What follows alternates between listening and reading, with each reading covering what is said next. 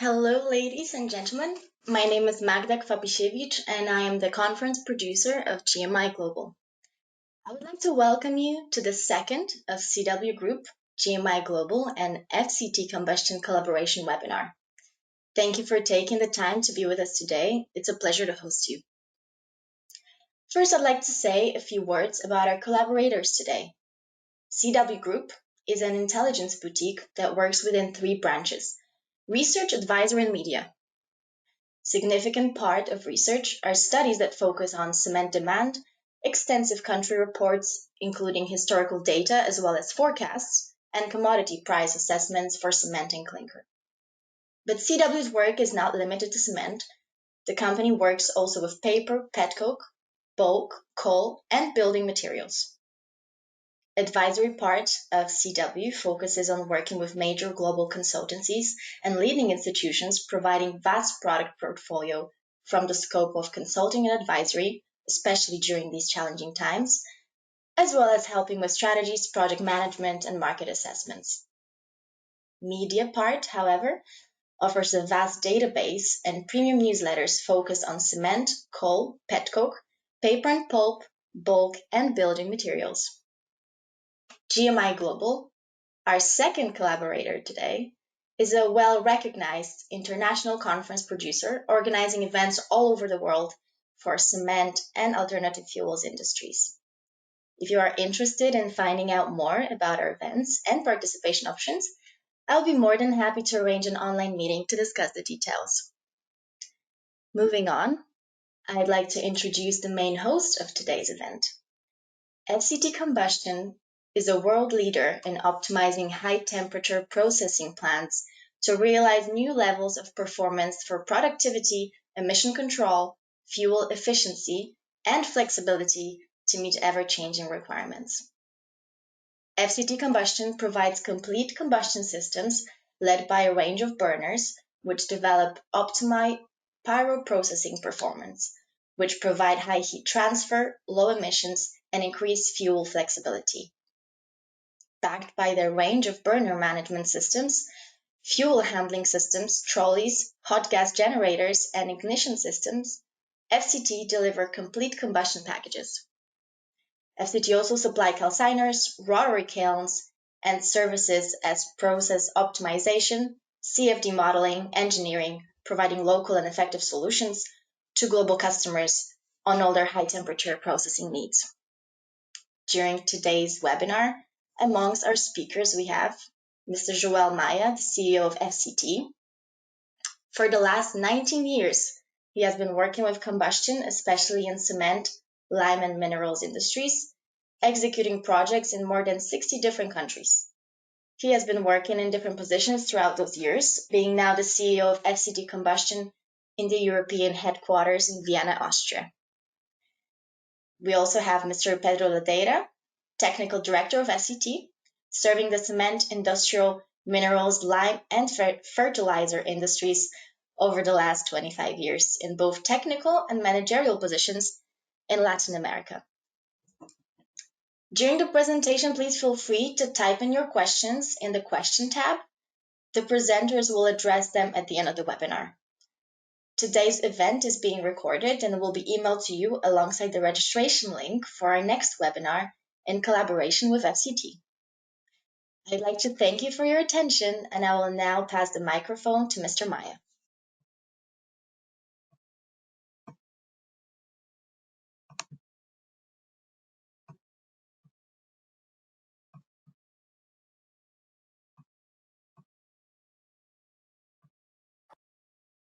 Hello, hi.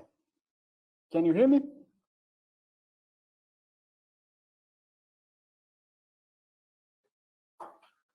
Magda? So thank you everybody to join us today. We will speak a little bit more about calcination of clay, hot topic at the moment. And this will be the second part of our calcined clay presentations. In the first part, we described a little bit about the process, what is desired when you are calcining the clay, what are the steps, and we also presented some different case scenarios and went through them to illustrate the different solutions that could be used depending on the type of raw material that you have, and also the existing equipment on site and so on. Today, we will focus a little bit more in the flash calcination and also discuss more in details about color management strategies. I think it's well known to all of you that the calcined, the clay itself has a certain content of iron that changes depending on the source of the clay that you have, and this clay can become reddish depending on how is your process to calcine it, and this can influence later on the color of the cement produced with this calcined clay. So there is no real impact in terms of resistance of cement, but there is a psychological impact on the buyers that perceive reddish color cement as of lower quality. So we will discuss today a little bit how to prevent this and keep the clay after calcination in the gray color. All right. Here is what we will speak a little bit today. We'll go quickly, very short introduction about FCT. We'll speak a little bit about the advantages of reducing CO2 emissions with green cement. We will speak about the flash calcination itself, and then at the end, color management. I think many of the concepts that will be discussed today were discussed last time in our last presentation. So I recommend, if you didn't watch it, take a look later on it, and this will allow for a more comprehensive understanding of the topic. So I don't want to spend so much time here, just short words about the company. FCT was established in 1985. We are a company that we are specialized in thermal processes, especially cement, lime, and minerals. We have presence all around the world. We have a headquarters in Australia, one in Vienna, Austria, and one in US, Florida. And we have more than 1,000 references in the last years in different industries, and only in cement we have more than 300. The company FCT, there are three branches on it. One is FCT Flames, in which we make all the special flame effects for Olympic Games, for example. Another one is called FCT Actec, in which we make analytic equipment for raw material, for clinker, and so on. And the third part of the company is FCT Combustion, and this is responsible for the combustion in the company, and this is exactly what we will talk today. So in FCT, we are able to help the client since the beginning of the process until the end. So everything from the gate of from the gate in which you receive the raw material in the plant until you deliver the cement to your client, we can always help. So if you need any help in any of these, please contact us and we can help you. Okay, just wanted to say very short words about the company. Now we move to green cement production. So basically, cement is a process that emits CO2, and this is not possible to change, because when we are decarbonating the raw material for cement production, we basically are removing CO2 from the structure, and this is what creates partially the reactivity of the cement. So if you are producing clinker to finally later on produce cement, you are producing CO2. Obviously, there are methods that are being investigated today to capture this CO2 and store it in different ways. But this, until now, is very costly and difficult to do. I'm not sure there are very proven methods to do it. So one way to reduce the CO2 emissions in the cement production is to use something else than clinker. And one option would be the activated clays. basically, this is an amorphous material that basically made of aluminum silicate. And when you heat treat this in temperatures between 600 and 900 degrees, you change the structure of the clay. You basically remove the hydroxyl, the OH from the structure, and this later on creates the reactivity that you need to replace the clinker. After the product is activated, generally, general common name that this is called is metakaolin, also pozzolan or activated clay.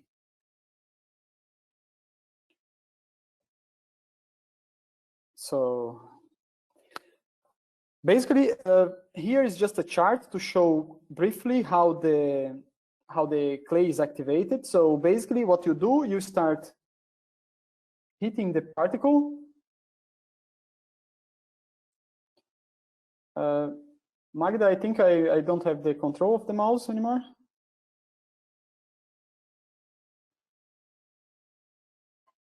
So, okay, so basically you start heating the material, the clay.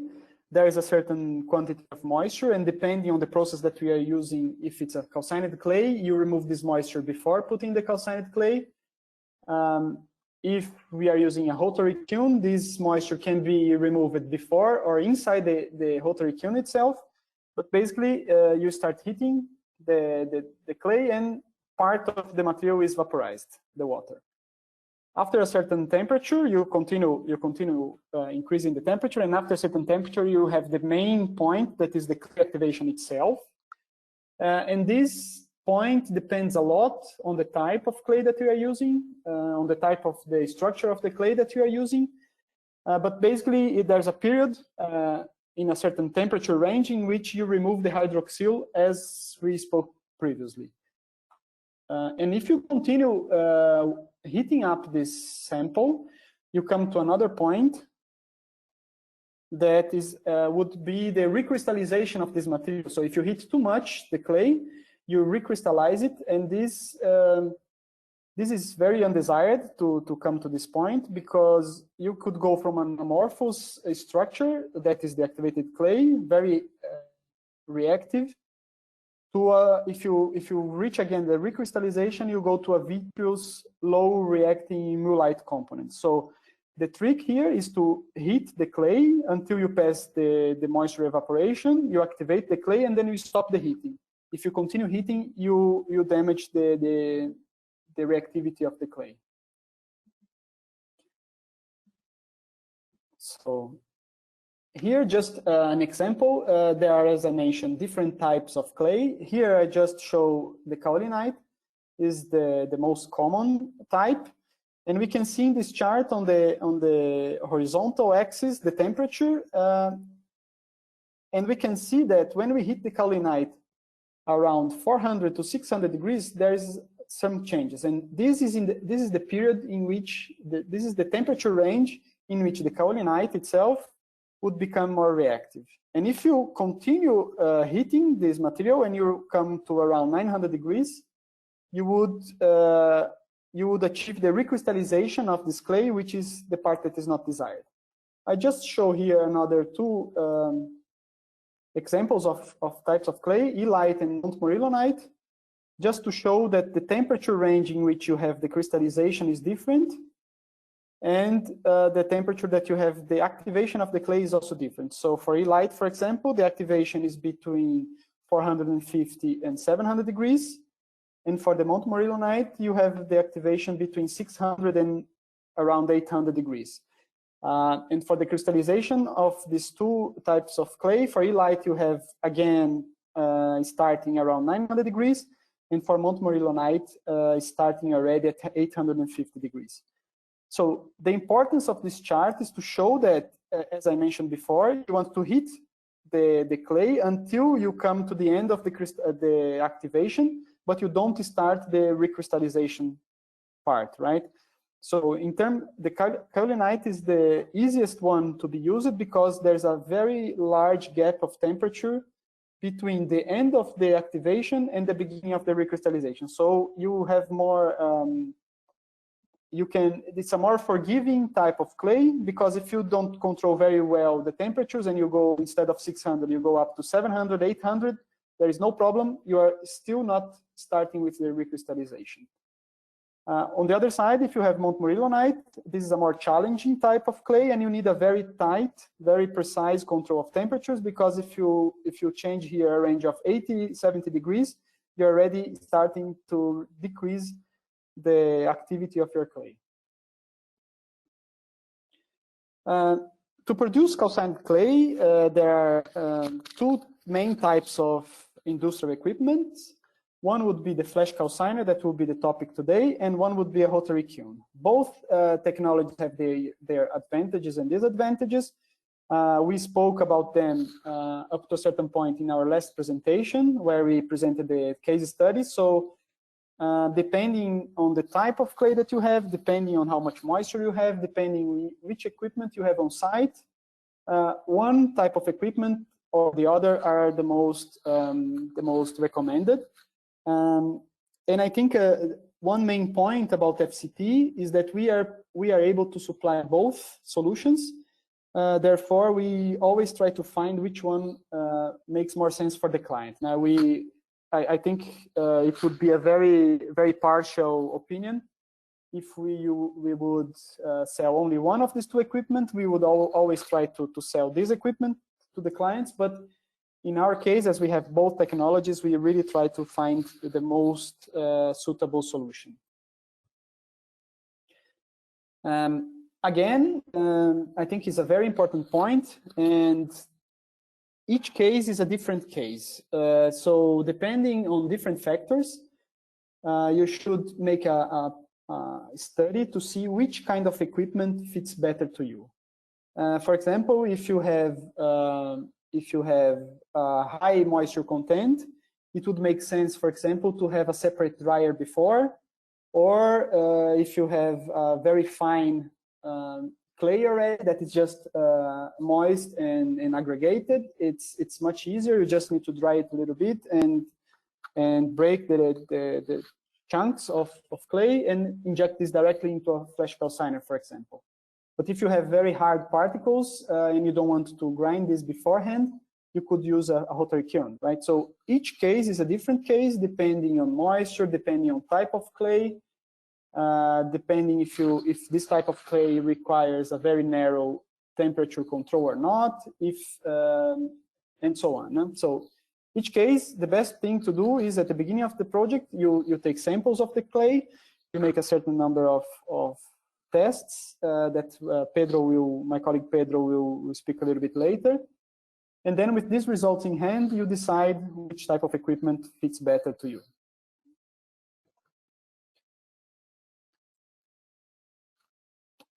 Just to show here a small flow sheet about the process.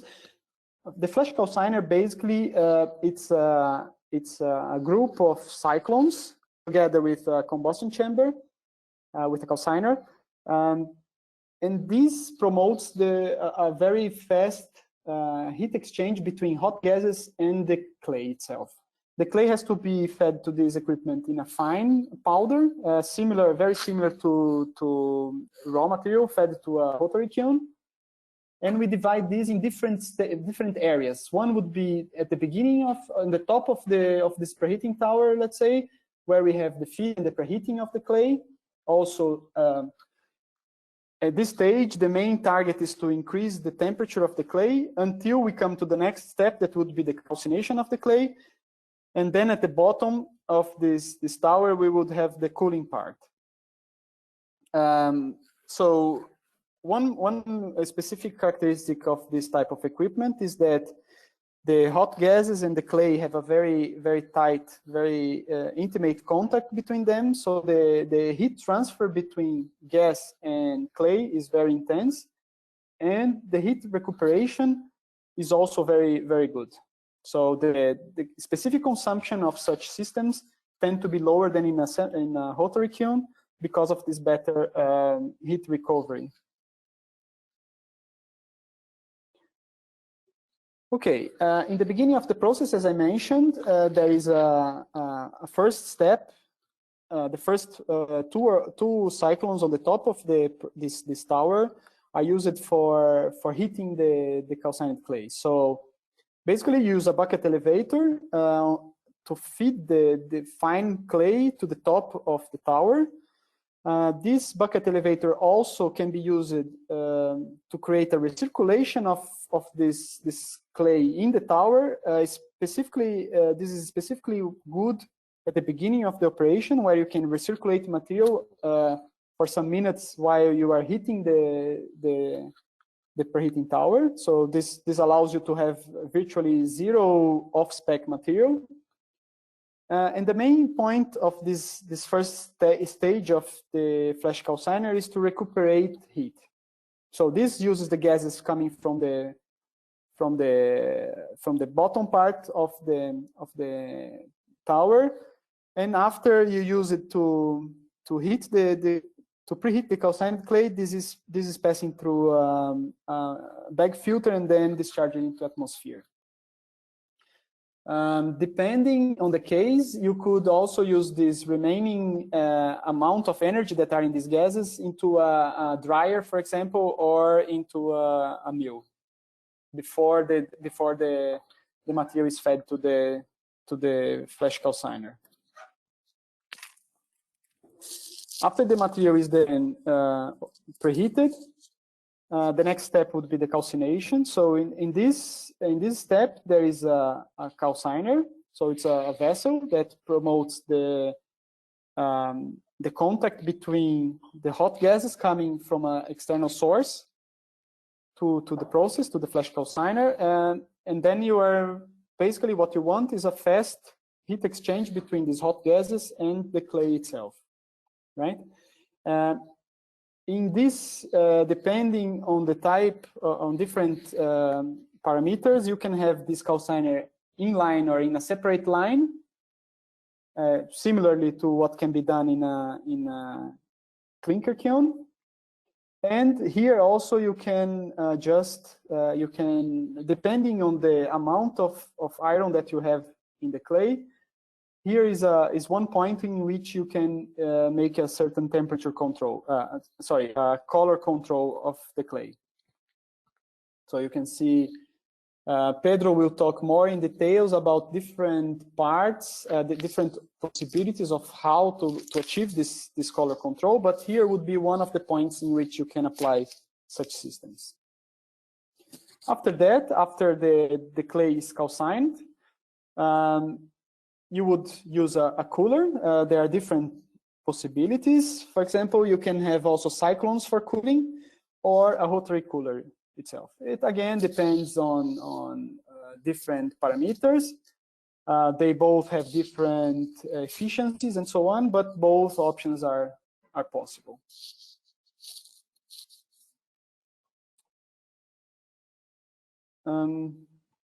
So here in the picture, you can see one installation, just as an example. So basically, this is a miniature preheating tower of a rotary kiln with a calciner on it.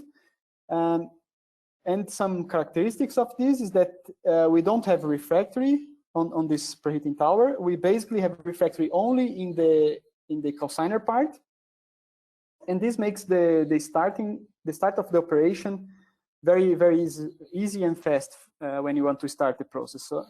So you don't need to preheat a very large amount of refractories as you need to do in a clinker kiln. Also, there are no moving parts except for fans. So this also creates a very low maintenance and also saves a lot of weight, and structure reliability is improved and so on. And the main point about the flash calciner is that you, with the flash calciner, you can achieve a very precise temperature control. So in case you have a more difficult type of clay, this would be, for example, the most adequate equipment to produce calcined clay because of this very tight control. And it's a very similar control to what you have in a calciner in a clinker kiln. So you watch the temperature in the discharge of the calciner, and then you control the amount of fuel that you are putting in the system. I will pass the control to my colleague Pedro, and now he will go through different possibilities and also speak a little bit about the color control. Pedro?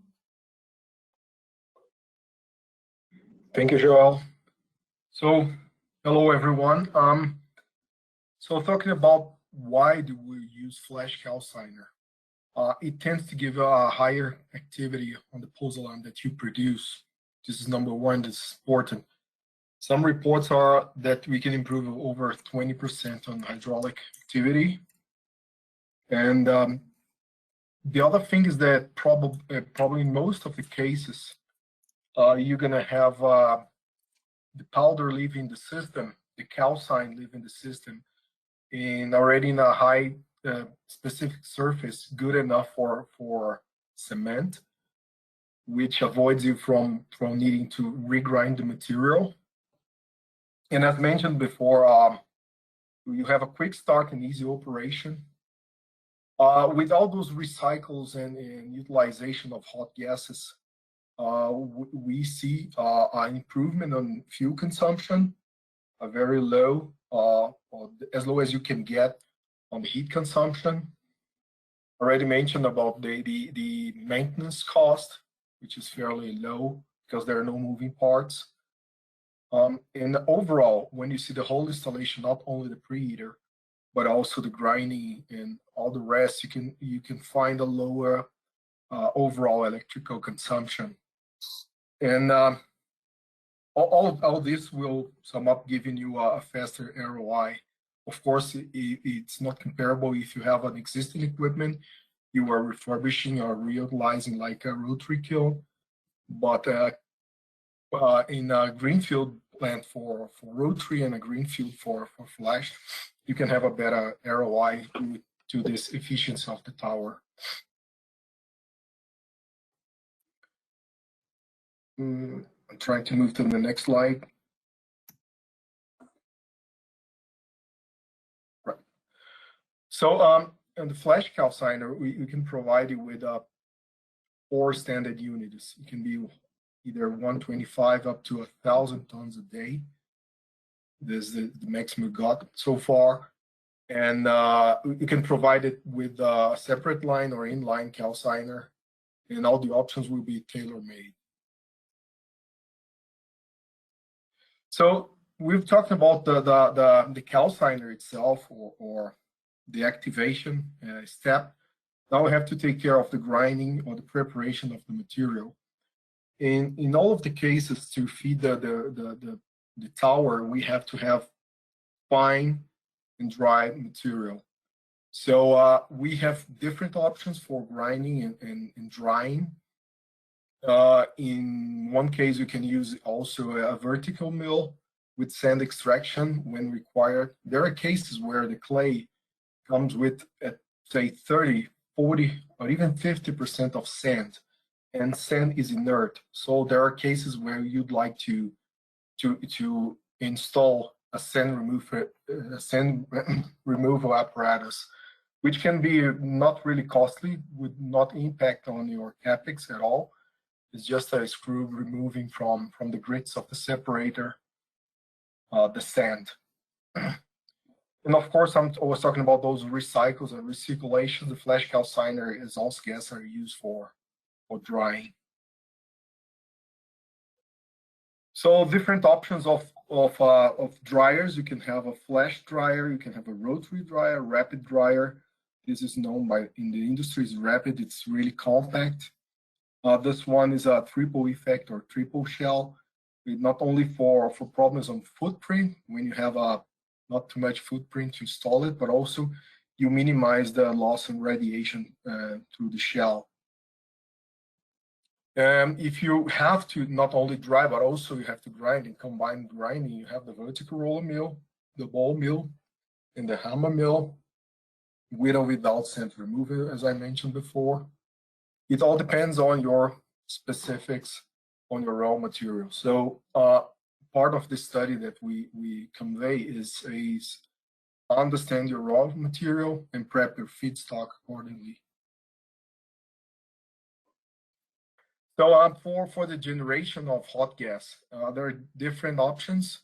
When we talked about the inline, it's quite clear. It's just a vessel where you put the fuel on. In the case of a separate line, you can have a fluidized bed, and the fluidized bed is excellent for coarse and alternative fuels. You don't have to grind them, and the fluidized bed decomposes the material thermally, and it's a fairly interesting option. Apart from the regular pulverized solid fuel, it's a vertical vessel with a downdraft of material and fuel. And you can have gases or liquid fuel in a different setup. All this we can provide it with. Talking a little bit more on the hot gas generator with a fluidized bed, the interest is that part of it is very flexible. You can go from anything from natural gas, fuel oil, pulverized coal, or even a lumpy material, biomass. All this can be thrown to this equipment and used for hot gas generation. So in the end, you have to understand the installation as a whole. We have the preparation of the material. So we have a drying / grinding here. For this, you need gases can be used from the kiln itself, but also some surplus will be necessary for here, depending on the amount of moisture you have on your feedstock. And then you can use this hot gas generator both for this drying and from the tower as well. So let's move to the topic of color management. I understand this is a very hot topic, and there are known strategies everybody knows about. So I'm going to go quickly on the existing ones and the ones we are proposing as well. So first, as mentioned before, there is no clear correlation between cement strength development and color. Color is more like a psychological thinking that probably you're going to have a weak cement for its pink or reddish. Although this is not true, it will influence the buyer's decision. So we have to take care of that. And we know the color is mainly influenced by an amount of hematite, the iron oxide that's embedded in the structure. And its most oxidized form tends to be reddish, as you can see here. It's like a color of it. But it can go to magnetite, which is a least oxidized form. And it actually happens when you increase the temperature of the material. When it goes into the calcination, the goethite and also the hematite. The goethite it's a form of iron with a hydroxide, and this one decomposes, becomes a hematite, which is not welcome, and then it goes at high temperature as magnetite. We like it, and we would prefer that, and we wanted to avoid this red one. So one of the things you do is to deplete the oxygen from the reaction during the calcination, and you can go straight to magnetite and get this form of it. The problem is not when you are heating up, but when you're cooling down. When you're cooling down in the presence of oxygen, the iron ore tends to oxidize down up to get to hematite again, and then you have the red color. If you do it in the absence of oxygen, you can stick to the original magnetite form during cooling, and hopefully have this gray, nice color that everyone prefers. So, so quickly going into the options.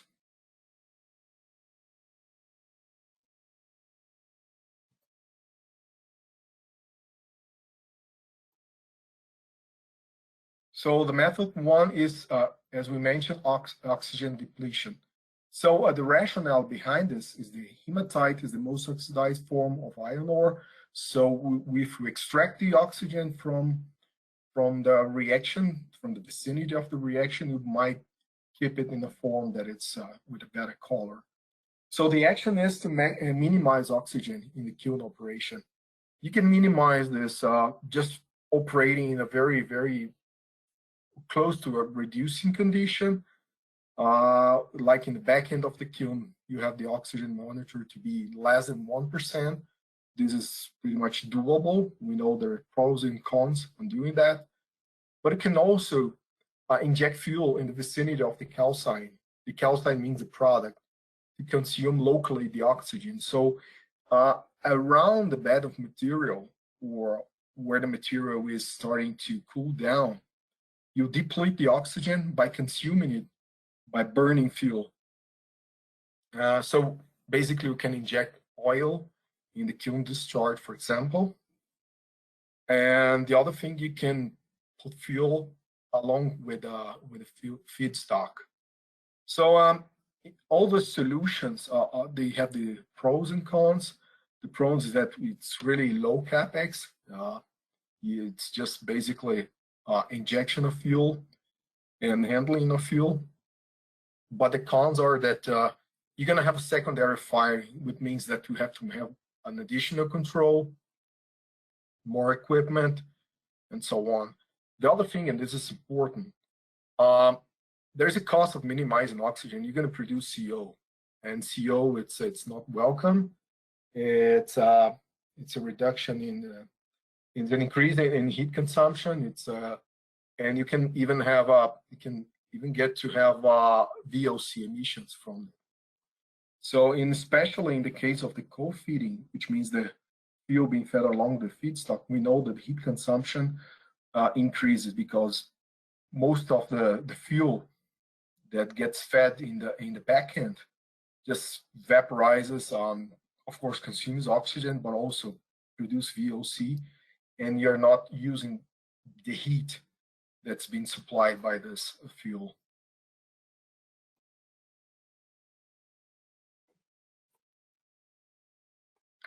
So method 2 is quenching.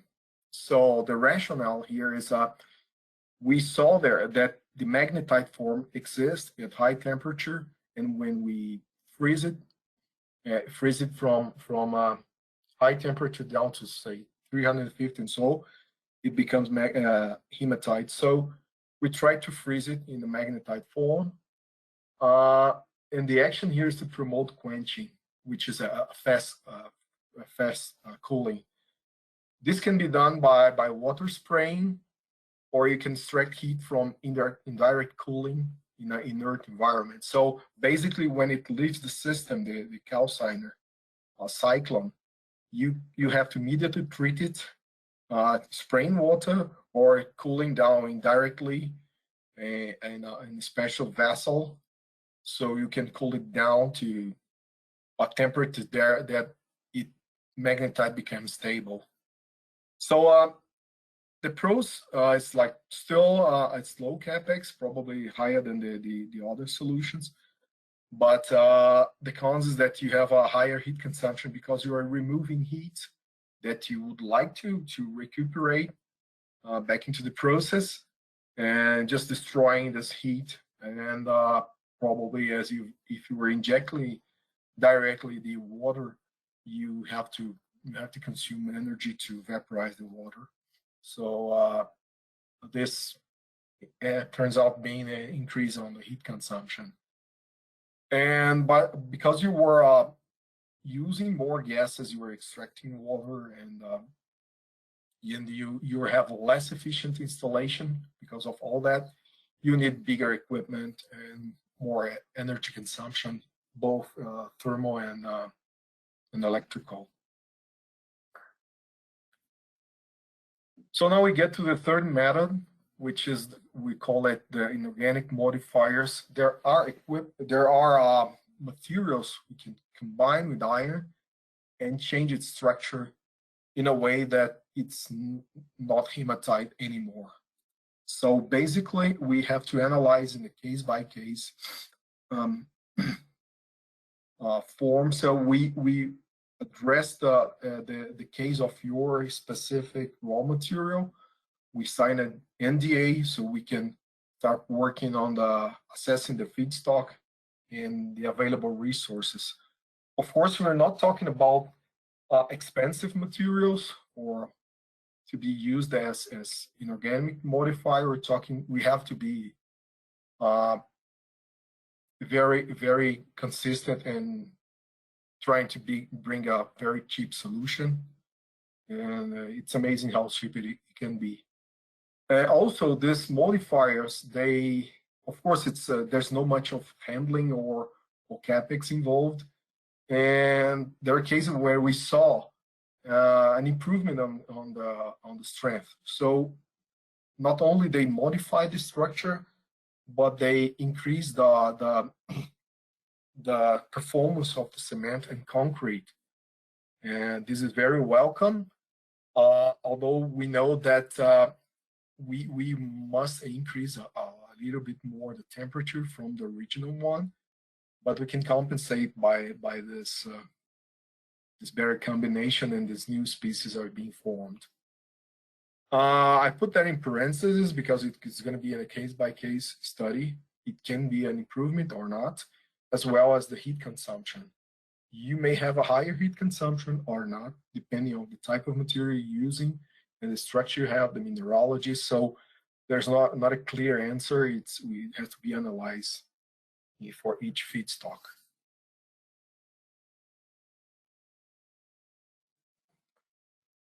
So for all this, we have 2 pilot plants.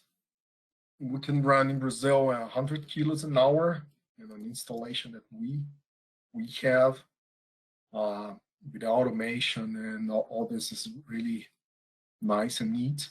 And we have another one in France for 10 kilos an hour. So some clients ask for material enough for concrete testing. And for doing that, it's probably better to send it to Brazil for its scale and capacity. And we can do either one or the other, and we can coordinate that. And we have a partnership for industrial tests. So if the client requires high scale, we're talking about tons an hour, it also can be done 10 tons an hour of material being fed and produced.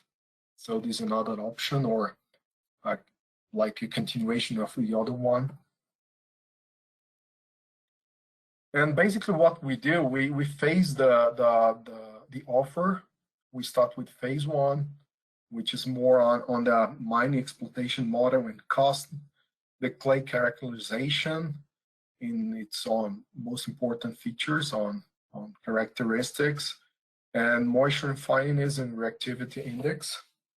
And we assess whether the existing equipment available is good enough for a conversion to pozzolan. This is phase 1. Then we go more into detail on the material handling, preparation. We give more thoughts on the residence time, discharge temperatures, drying, and so on. We go more in details on the column management, the options we have, and we can deliver a CapEx figure towards a firm quote. So we're studying both scenarios. Can be rotary kiln, can be a flash calciner, different options of dryers or grinding equipment.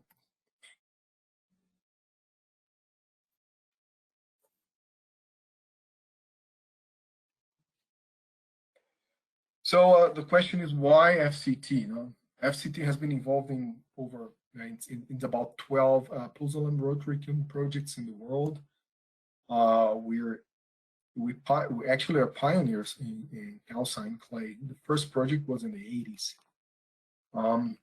We can perform not only quality, but also process tests. We are experienced cement, fuel, and combustion specialists. We have an in-house CFD in partnership with the University of Adelaide. And we also propose to conduct an in-depth study on clinker quality and reactivity.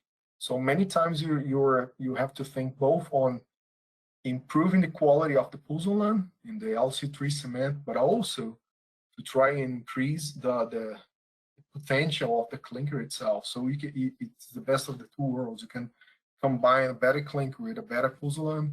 You get a more reactivity. You can use more alternative materials or supplementary materials and reduce clinker factor.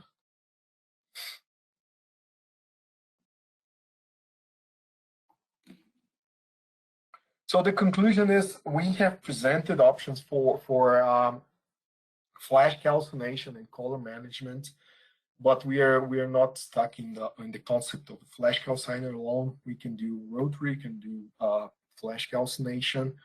We have different equipment to supply, and I think one of the most important things or message I would like to address here is we can help you selecting the most appropriate method and deliver the best solution. We're not trying to push the flash calciner alone.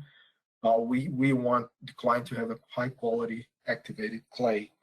So, and also that the transition to LC3 requires knowledge. We can see in a very, very broad perspective from mining logistics. We will address your clinker and study it to see if there is any potential to improve your clinker.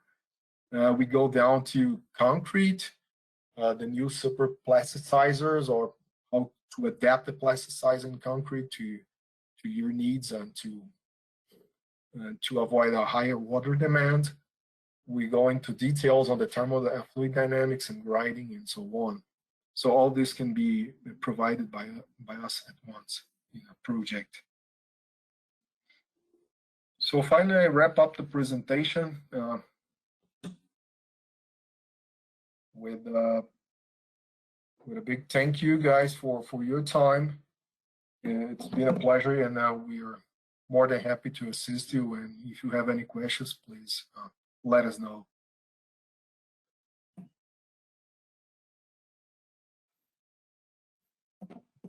Okay, so now I would like to invite you to the Q&A section of this webinar.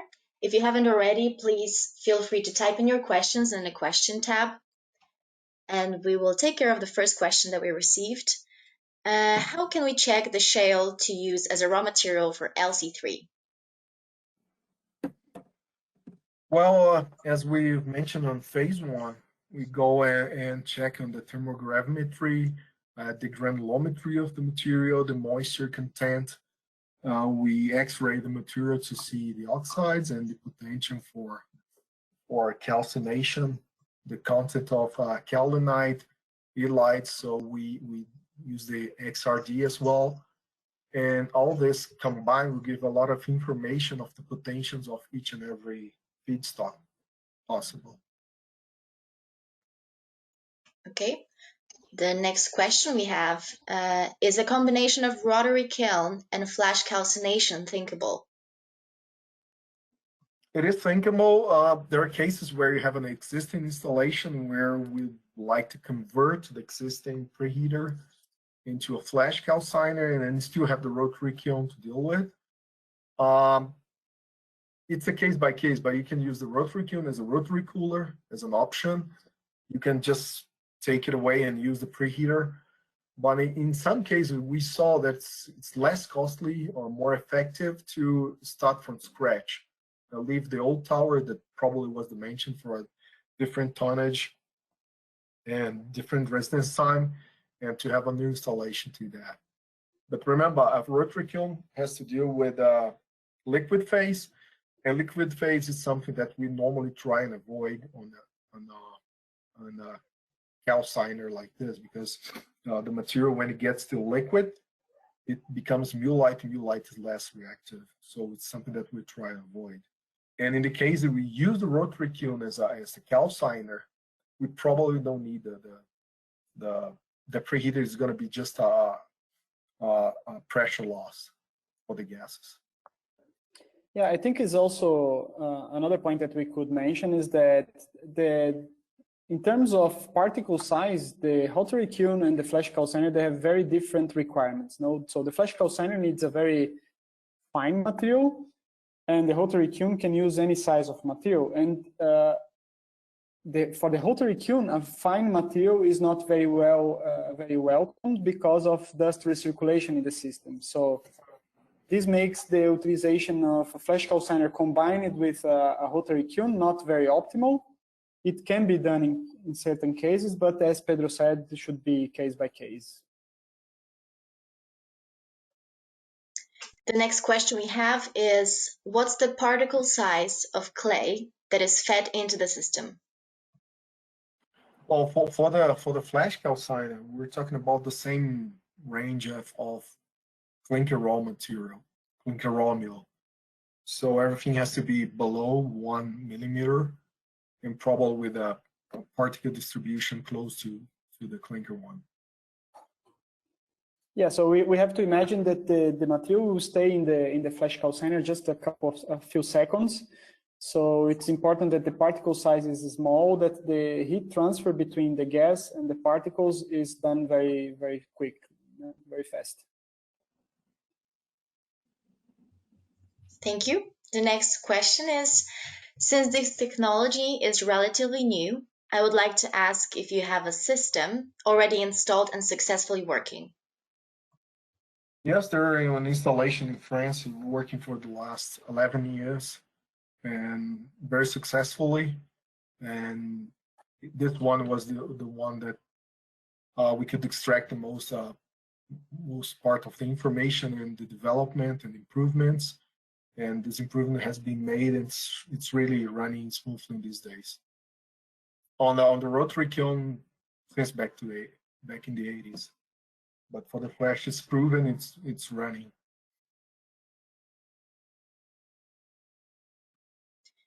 Are there advantages or disadvantages of flash calcination in terms of reactivity and more generally on the quality of the cement, independently of the effects linked to the question of the risk of recrystallization of certain clays? Oh, there we go. Well, so first on the quality, as you have a very close contact between heat and the material, it tends to react very fast, and you can control the temperature very well, very accurately. So it makes it less prone for crystallization. We don't want it crystallization on the pozzolan, so we can avoid it easily, or even more easily on utilizing the flash calciner. And this is one of its main features. You can have a very precise control in the temperature. And the other question was on the recrystallization. Yes, 1 second.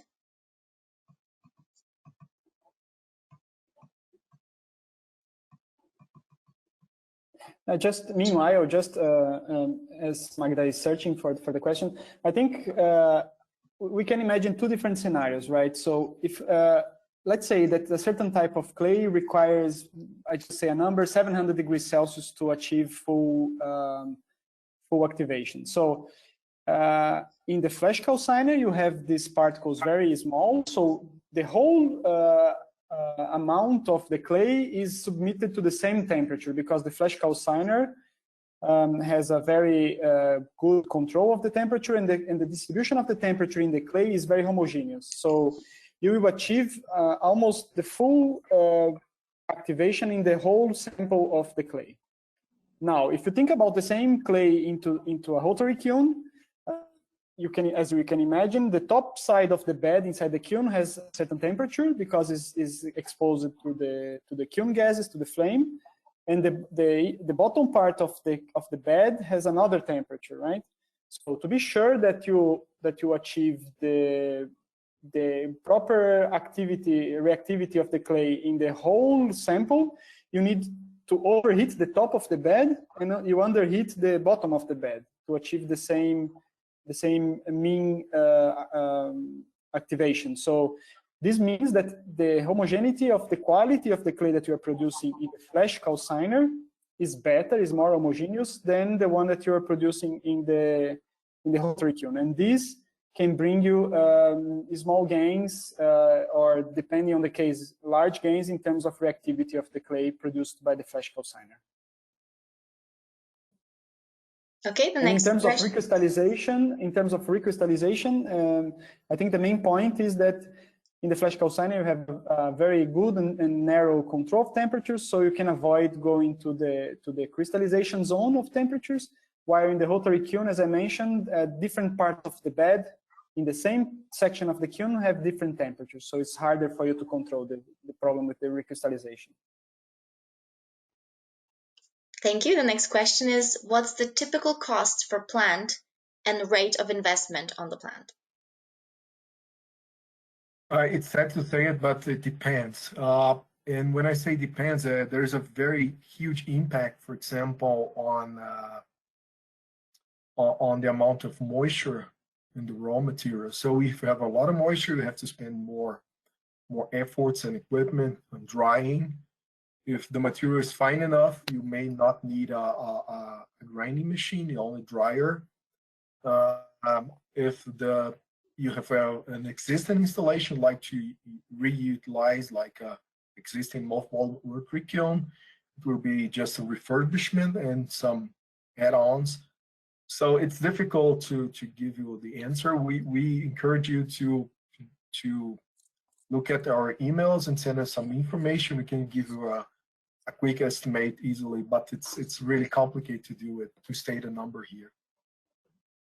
Yeah, I think the first point would be to take a look at the conditions of the clay, and then because this dictates very much which kind of equipment you must have or which ones you can avoid to have. So, and this, if you add a grind a mill or a dryer, this adds a lot of cost to the system that maybe you don't really need, depending on the type of clay that you have. So, as Pedro said, just contact us and we try to we would need a little bit of information from your side, but then we can give you a proper range of capex.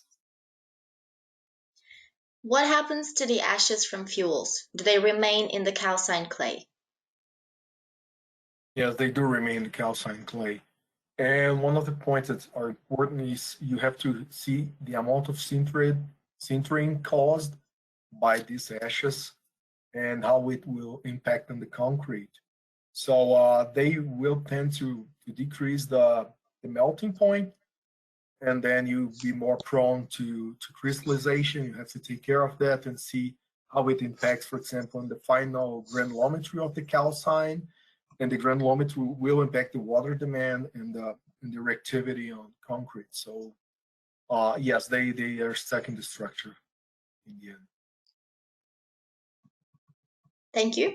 And the next question is, how do you explain the 20% higher reactivity of calcined clay produced in a flash calciner?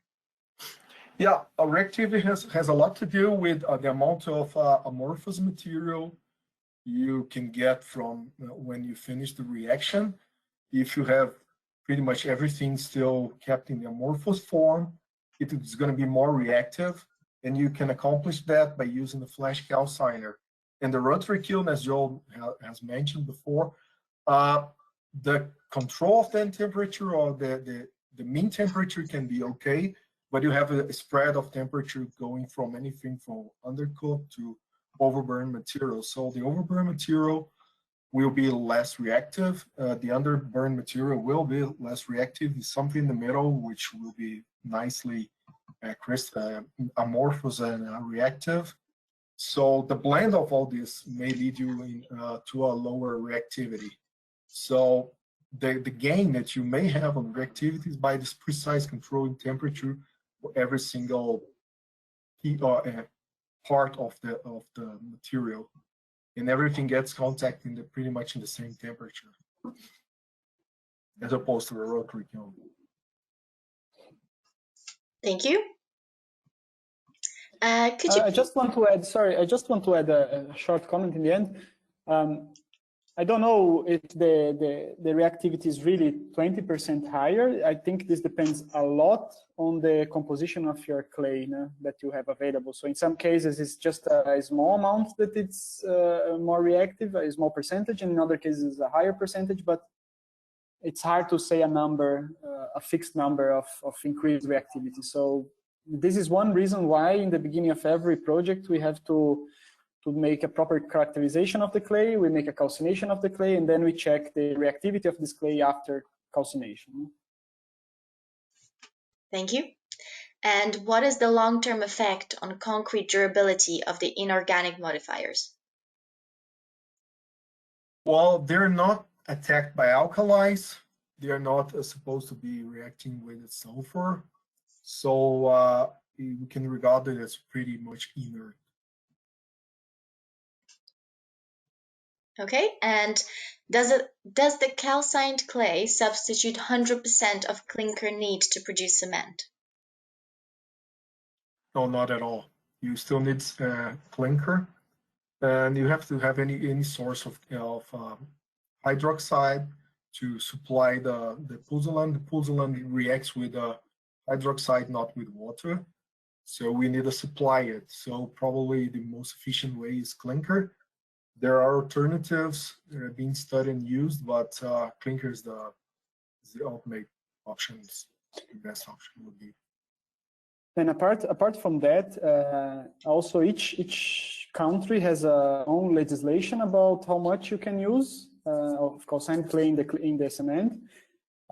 Some areas are more advanced than others. I don't know how much is the maximum that you are seeing, Pedro. 60% maximum substitution? No, 50. 50, yeah.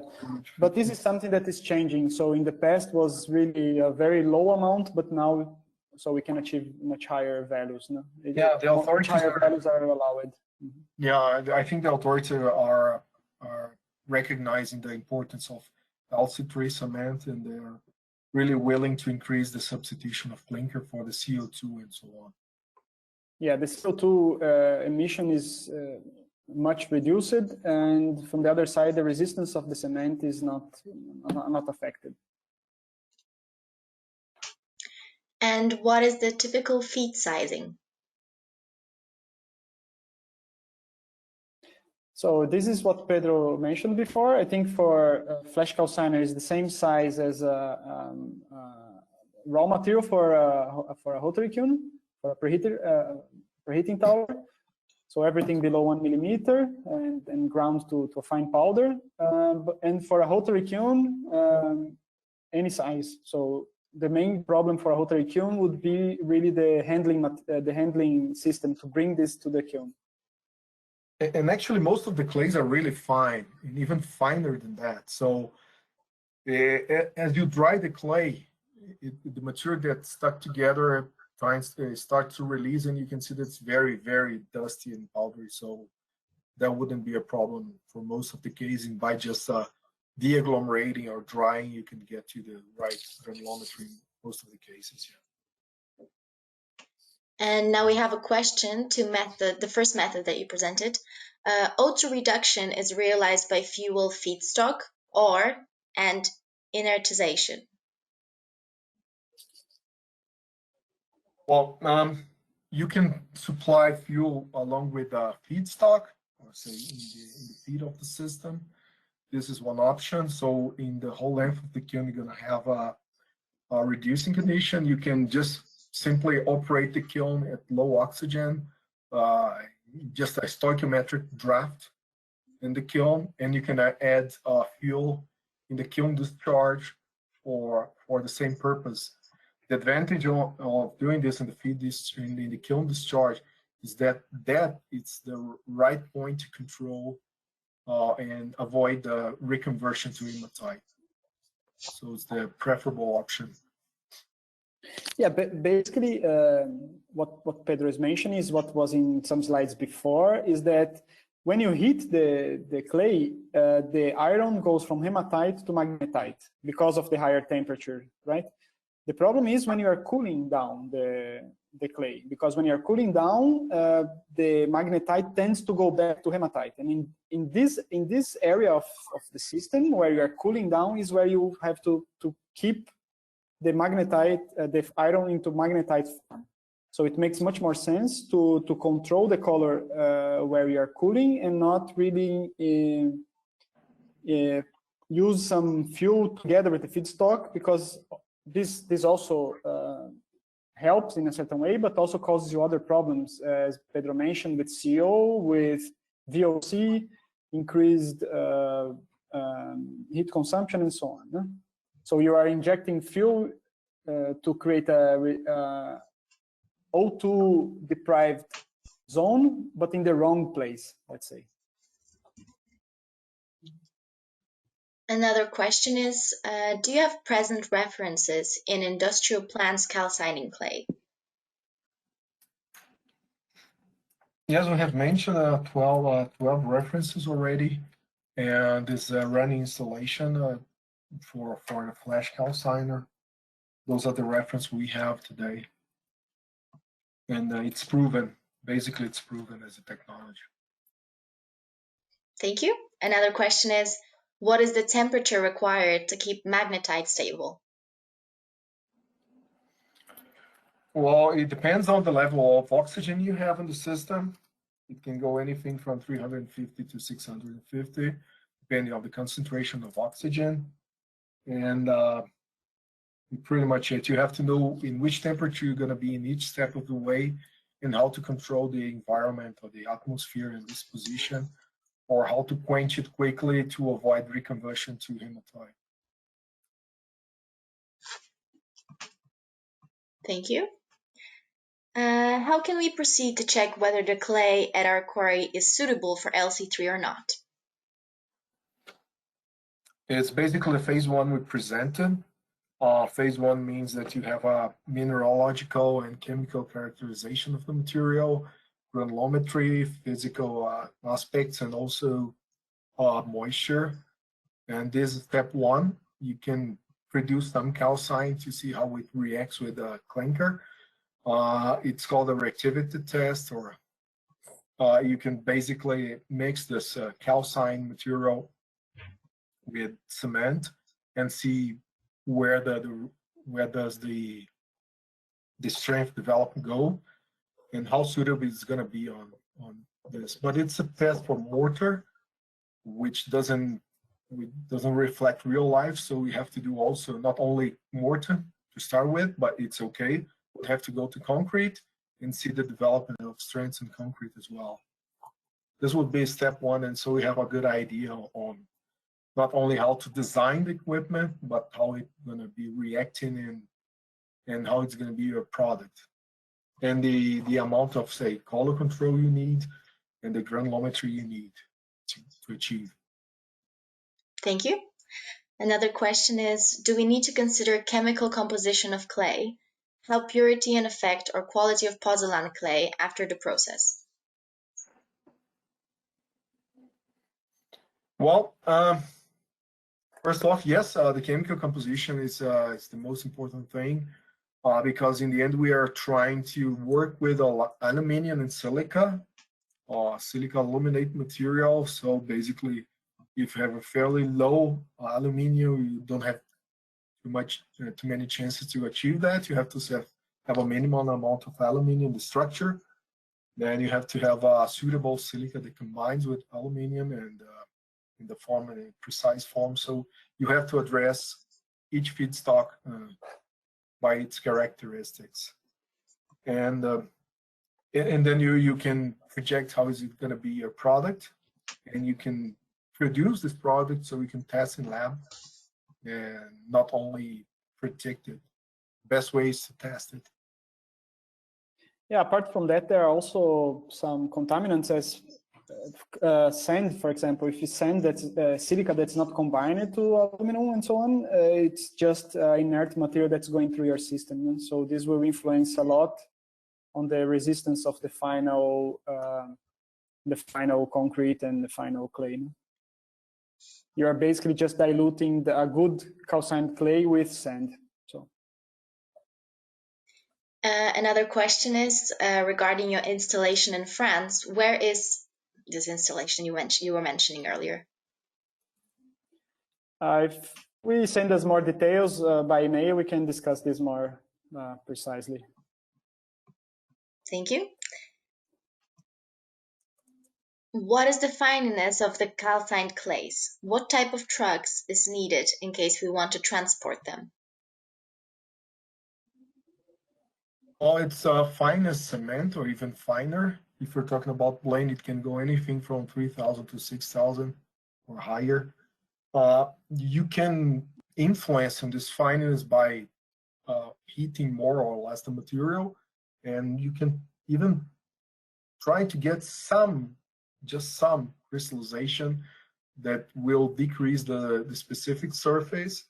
And the advantage of having a lower specific surface is that the water demand in concrete will be lower, and by that you have an increment in their strength. So It's a kind of a repetition, but we have to study each case. And the trucks to do it is the same truck that you use for transporting cement. Of course, it's going to be lower on specific density, but still shippable.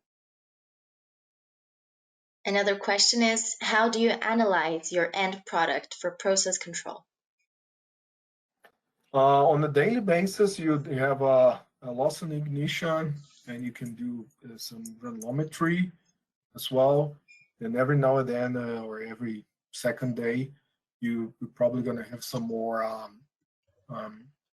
wet analysis, or even a reactivity and so on. But basically, we try to have a good knowledge on the raw material in the first place, and then we can project how it will behave and what would be the target for LOI, for example.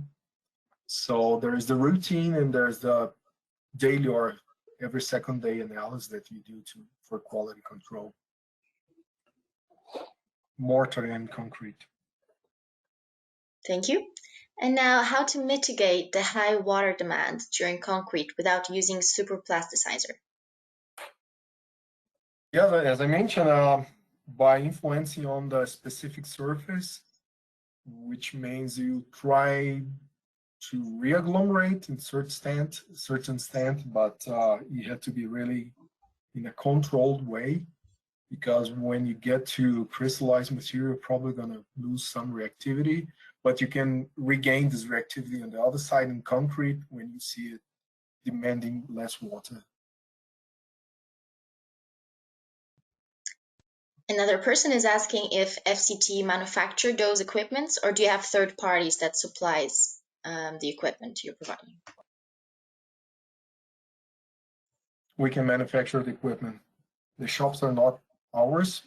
We contract them, but we supervise and deliver this FCT equipment. Yeah, I think it depends a lot on the part of the world what we are talking about and which equipment, right?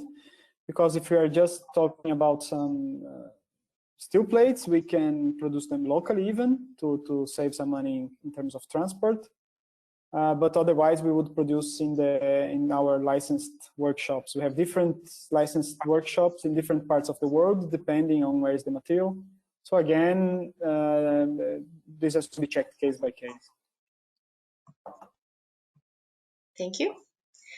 Another question is, in Brazil, we have problems with water demand on concrete when we use normal calcined clay.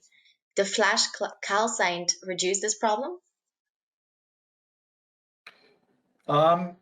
Yes, we know about this problem, and again, we can influence by controlling temperature, and the flash calcined is the best option to control temperature precisely. So I think a flash calcined is a good option, and probably the most suitable for whenever you have water demand constraints or difficulties.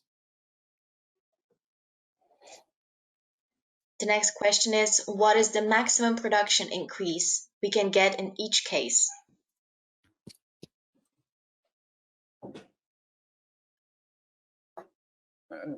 Could you repeat maximum what? Sure. What is the maximum production increase we can get in each case?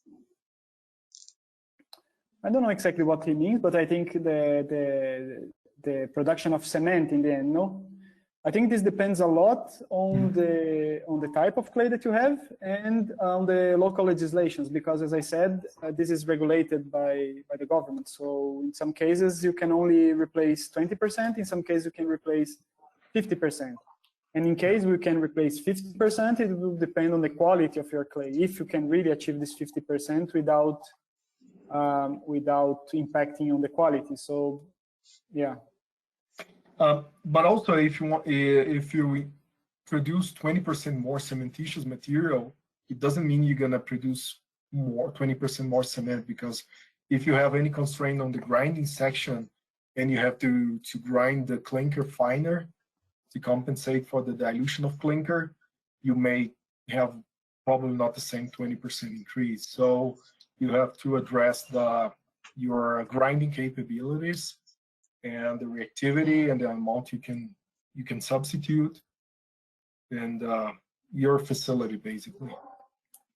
Yeah, I think one issue or one point with calcined clays is that it's a very heterogeneous material, and there are many different types of material. So it's very hard to give one answer that fits to all cases. So I think if you are interested in such projects, if you really are trying to understand more for your plant, in your case, I think the best is if you come in contact to us, and then we can discuss some tests to be made on the clay, on the rock clay, and then with this information we can give a little bit more details about what to be done.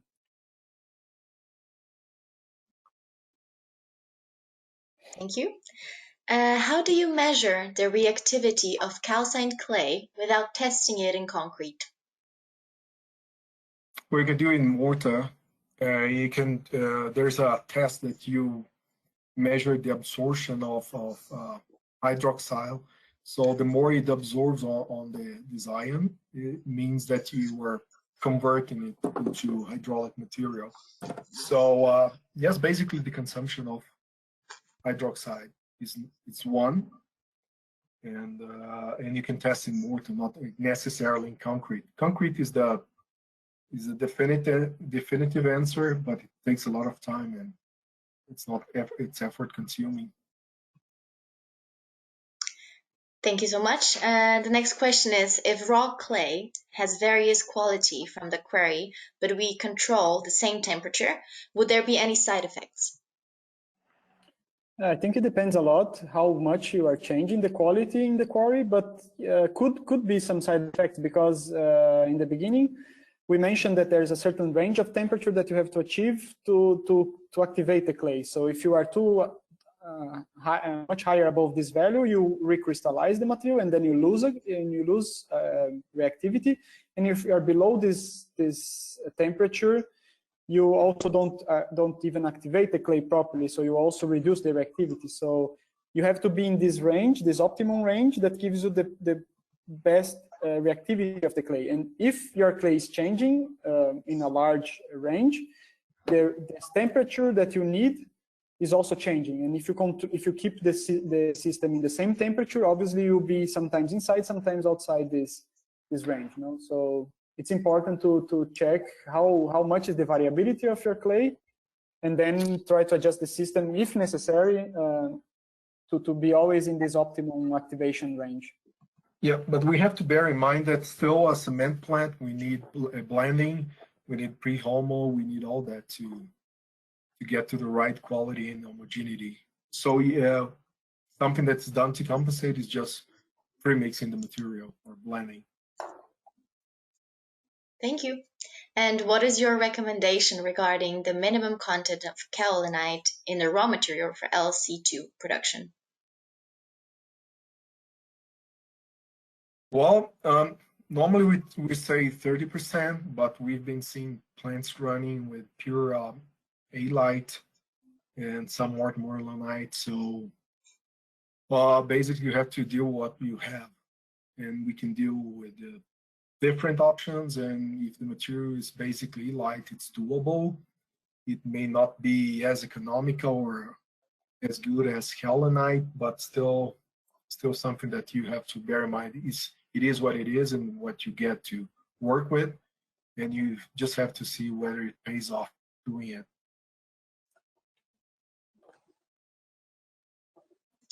Thank you. And one of the last questions, does FCT have any partnerships with universities in Brazil? Yes, we do.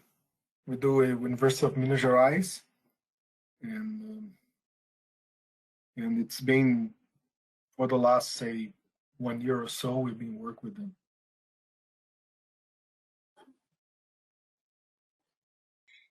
And the last question is it possible to modify the rheological impact through process settings? And if so, is it easier with the flash calciner? It is easier with the flash calciner. And it's way easier with inorganic modifiers. They're exciting. I mean, their effect is it's interesting. As we mentioned, they're cheap if we got the right choice and the right location or the right mineral, and it's really inexpensive. And rheologically, they react nicely and can give you a better specific surface, lower water demand. So it is interesting to address that. Thank you. This was our last question. So now I'd like to thank our panelists from FCT, as well as all our attendees for taking the time to join us today. And thank you for your valuable questions and answers. I hope to see you participate again in our next webinar. Registration link, as well as a recording from this webinar, will be sent to you via email. So thank you again, and see you at our next webinar. Thank you very much. And if there's any open question or something that you thought later on, you can just email me or Pedro and we come in contact. Thank you. Thank you. Bye-bye.